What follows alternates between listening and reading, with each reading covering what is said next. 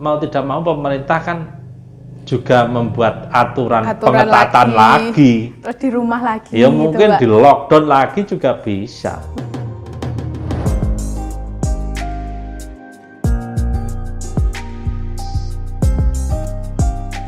Halo, bersama saya Riva di podcast Obrolan Santai. Nah, kali ini saya akan membahas sesuatu yang lagi trending-trendingnya nih.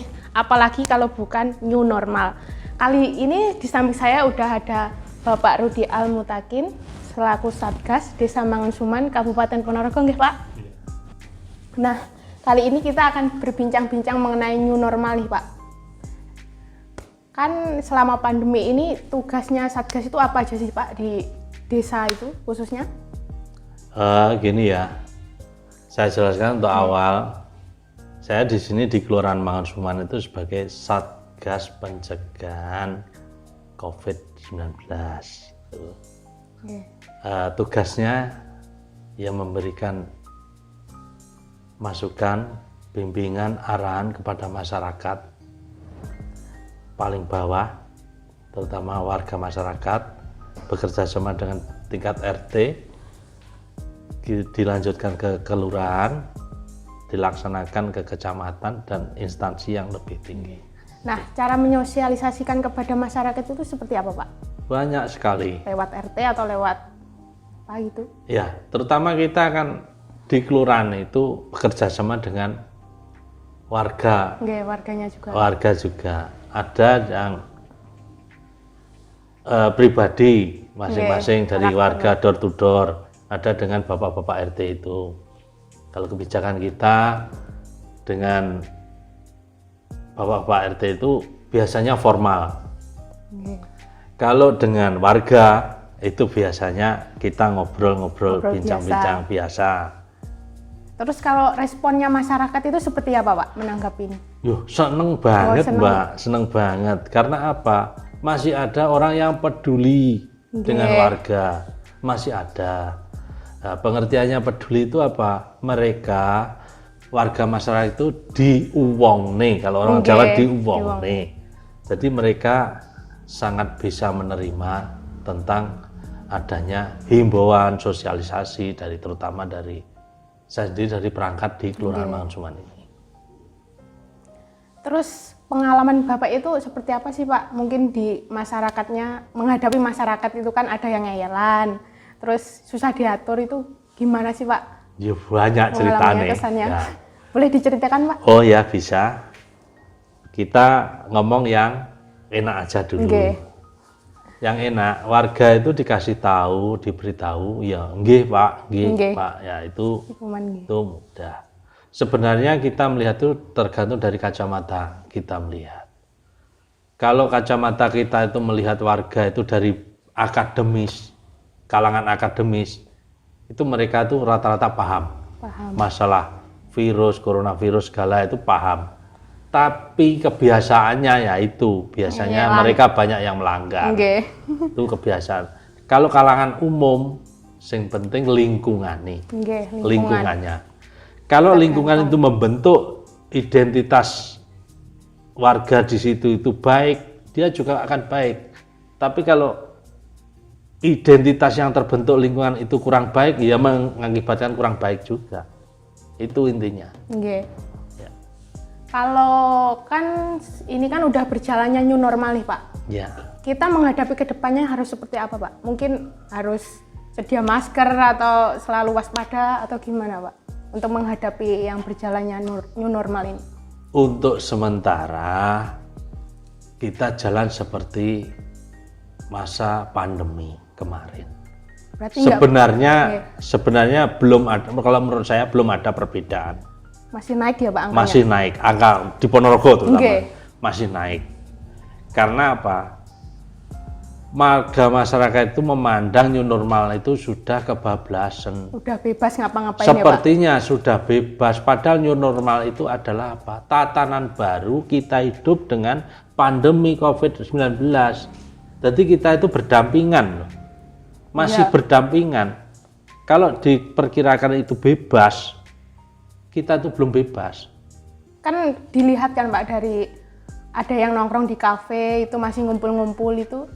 Nah itu yang sangat patut kita sayangkan, terutama mas-mas kalangan muda. Anak muda itu seharusnya ya pemerintah itu sudah maksimal, tenaga medis sudah maksimal berusaha. Mbok ya warga itu mengikuti, terutama apa? Minimal apa? Physical distancing, Pak. Rata-rata mereka di angkringan, jajan, ngumpul di kerumunan warga. Ya itu nanti kalau kita corona itu kan nggak tahu ya, nggak kelihatan. Kalau tidak dites kita kan nggak kelihatan. Kalau nanti ada translokal itu enggak, itu orang kan bisa tertular. Apalagi kalau trans luar daerah kita sudah jelas orangnya. Kalau translokal orang yang ngumpul-ngumpul itu kayak membawa virus itu kan kena. Iya, keluarganya juga yang kena. Iya, itu. Kan juga omongan di masyarakat kalau ada orang yang, maksudnya orang yang kena virus positif itu kan mesti kalangannya tetangga itu mesti mengucilkan kata gitu, Pak. Ya, itu rata-rata gitu ya. Karena apa? SDM mereka itu ya kita maklum lah. Ada yang SDM rendah, menengah, SDM tinggi. Padahal kita tidak perlu kita istilahnya mengucilkan warga yang terkena. Misalkan satu contoh reaktif saja ya. Reaktif saja orang itu kan belum jelas ini antara positif negatifnya kan belum jelas. Itu masih reaktif. Masih ibaratnya masih ngambang lah. Itu aja orang sudah mengucilkan. Itu nggak benar itu. Benar. Terus kalau untuk tesnya itu biasa keluar berapa lama ya, Pak? Kalau buat itu ada yang kemarin awal-awal itu 1 minggu, tapi ada yang 2 minggu. Itu kan pemerintah daerah itu bekerja sama dengan tingkat provinsi. Jadi kita tidak bisa. Itu untuk kalangan-kalangan medis saja itu yang. Terus kan kita kan sekarang mau berpergian jauh kan tetap memerlukan tes itu dulu, Pak. Itu kan juga biaya buat masyarakatnya itu gimana itu? Ya itu sebenarnya PR kita, tapi sebenarnya kan tanggung jawab pemerintah juga. Pengertiannya begini, pemerintah itu sudah menggelontorkan dana sekian triliun untuk kebutuhan rapid segala itu. Kan seharusnya masyarakat yang menikmati. Tapi kenyataan mungkin belum tepat sasaran. Ya masih mahal. Ya. Belum tepat sasaran, kita kalau bepergian kan dengan syarat itu kan kita harus ada surat rapid biasanya. Kan juga kasihan yang nggak mampu kan? Iya. Gitu, Pak. Itu kita mohon pemerintah lah untuk bantuan terutama ke pihak medis untuk tepat sasaran. Sekarang kan juga kalau mau tes masuk ke perguruan tinggi kan juga memerlukan itu dulu, Pak. Mau ikut UTBK juga. Terus cara Bapak menghadapi ini seperti apa juga, Pak? Kalau saya untuk Bapak? Iya. Kalau saya untuk level terendah, saya tingkat kelurahan, saya bekerja sama istilahnya minta bantuan ke tingkat lebih tinggi. Yang lebih awal ke puskesmas pembantu, kalau di Siman itu kan Ronowijayan. Dari orang-orang tersebut yang membidangi itu nanti bekerja sama dengan kecamatan ke tingkat yang kabupaten. Itu biar disosialisasikan nanti biar masyarakat itu tidak terbebani. Gitu. Kalau untuk kan Idul Fitri kemarin kan banyak yang ada aturan nggak boleh pulang kampung atau gitu. Kalau itu untuk masuk ke desanya itu ada aturan-aturan gitu nggak, Pak? Waktu pandemi kemarin, pandemi kemarin. Itu kalau nggak salah itu tanggal 24 April sampai 31 Mei itu memang masa ibaratnya masa karantina lah istilahnya. Itu memang ada aturan-aturan yang sangat ketat di lingkungan, tergantung wilayah yang menerima himbauan tersebut. Pengertiannya begini, kalau masyarakat lingkungan pedesaan rata-rata menerimanya saklek, jadi kadang-kadang di portal pintu masuk ke desa itu di portal segala. Tapi kalau yang menerima itu SDM-nya sudah siap, biasa nggak apa-apa, tapi kita melihat ini pendatang ya, kita kerjasama dengan RT kan. Tapi kadang masih ngeyel, Iya, masih robos gitu ya Pak? Iya, itu resiko kita. Terus kalau mungkin selama Bapak menjadi Satgas itu, hal apa sih ya Pak yang membuat Bapak merasa seneng gitu pas menghadapi masyarakat yang mudah untuk diberi tahu gitu? Ya begini ya, itu sudah basic awal saya ya. Okay. Saya itu tadinya orang pemadam kebakaran, jadi sudah terbiasa menolong orang-orang yang membutuhkan. Terus saya ini di kelurahan, nah otomatis saya kan bergeraknya sama dengan warga masyarakat, apalagi orang kalangan bawah kurang mampu, itu saya sudah terbiasa. Jadi kalau saya bisa membantu, itu kebanggaan bagi saya, kepuasan bagi saya. Itu. Terus Pak, kalau kan ini kan sudah berjalan new normalnya, itu kalau kita mengadakan acara seperti pernikahan, terus arisan gitu, ada aturan-aturan tertentu nggak Pak? Boleh, dan dari dulu pun boleh. Iya. Kalau aturan itu ada, bukan aturan ya, batasan. Oh, batasan ya. Kalau selama pandemi itu kemarin, kalau ada hajatan pernikahan terutama, rata-rata orang itu cuma ijab kabul saja. Dengan disertai beberapa orang, beberapa loh, bukan banyak loh. Banyak ya Pak? Ya, beberapa loh.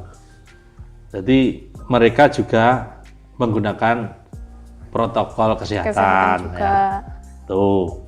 Itu selama pandemi. Selama new normal ini ada, boleh, ada tapi ada lebih longgar lagi. Lebih longgar ya? Ya. Berarti boleh banyak ya. mengundang Kalau kerabat. kemarin misalnya dibatasi mungkin 5 orang, 10 orang sebatas keluarga, lah sekarang itu bisa se-RT itu mungkin Pak? Iya paling enggak 20 lah, kemarin 20. rata-rata 20 lah, 20 bisa itu. Itu, jadi new normal itu bukan berarti kebebasan ya, bebas itu untuk kemana aja masih dibatasi. Masih dibatasi. Iya. Terus kalau mengadakan sholat berjamaah gitu, sholat Jumat itu udah diperbolehkan nggak Pak? Kalau yang kemarin kan masih kan ada yang dibatasi, nggak boleh. Sekarang udah normal atau masih dikasih jarak buat sholatnya gitu Pak? Begini, kan kemarin pun sebenarnya kan ada 2 pemikiran. Pemikiran awal dari pemerintah terutama Kementerian Agama, bagi daerah zona merah itu memang untuk ke masjid dulu memang tidak diperbolehkan.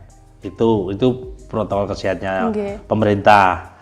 Tapi kalau zonanya itu istilah daerahnya itu biasa, masih boleh ya Pak? Masih boleh, enggak apa-apa. Sampai sekarang pun tak kira enggak masalah.